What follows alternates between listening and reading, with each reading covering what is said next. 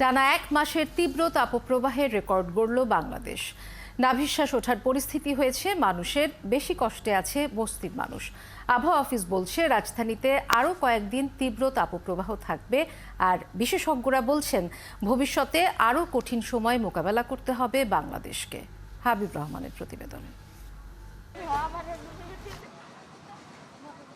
রাজধানীর করাইল বস্তি নানা দুর্যোগে, ঝড়ঝাপটায় আর নদী ভাঙনে সব হারিয়ে নিঃস্ব মানুষের আশ্রয় হয়েছে এই বস্তিতে। জলবায়ু উদ্বাস্তু হয়ে মাথা গোঁজার ঠাঁই হলেও সংকট কাটেনি। যে জলবায়ু উদ্বাস্তু হয়ে তাদের বস্তিতে আশ্রয় নেয়া, সেই একই জলবায়ু পরিবর্তনের সবচেয়ে বড় শিকার এই মানুষেরা। রাজধানীর 40 ডিগ্রি তাপমাত্রায় টিনের ঘরে টিকতে পারছে না বস্তিবাসী। দিন বা রাতে ঘর ছেড়ে রাস্তার পাশে গাছতলাতেই এখন তাদের আশ্রয়। লোডশেডিং তো আছেই। মাগরিব আজানের সময় কারেন্ট গেছে, 10:30 বাজে কারেন্ট আইছে। এতক্ষণ বাচ্চা নিয়ে মাঠের ভিতরে বসে রয়েছি। ঘরের মধ্যে তো বাচ্চা নিয়ে থাকা যায় না, ঘরে ফেলে বাতাসও গরম। মঙ্গলবার রাজধানীর তাপমাত্রা উঠেছে 40 ডিগ্রি পর্যন্ত, যাকে অতি তীব্র তাপপ্রবাহ বলছে আবহাওয়া অফিস।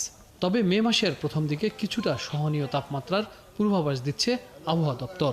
পূর্বাভাস থেকে দেখতে পাচ্ছি যে আগামী মাসে মোটামুটি 10 তারিখের কাছাকাছি পর্যন্ত সারা দেশের তাপমাত্রাটা, বিশেষ করে 2 তারিখ বা 3 তারিখের পরে তাপমাত্রাটা অনেকটা সহনশীল পর্যায়ে চলে আসতে পারে।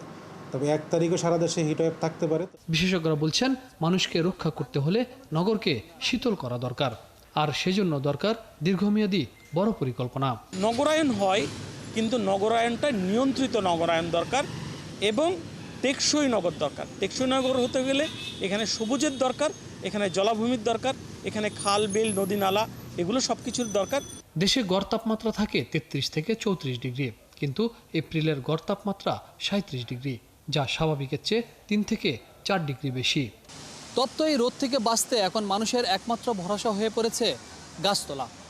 বিশেষজ্ঞরা বলছেন এই শহরের গাছ কেটে একটি উত্তপ্ত নগরে পরিণত করা হয়েছে।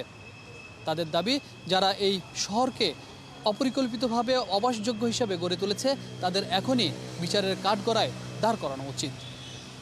হাবিব রহমান, 71, ঢাকা।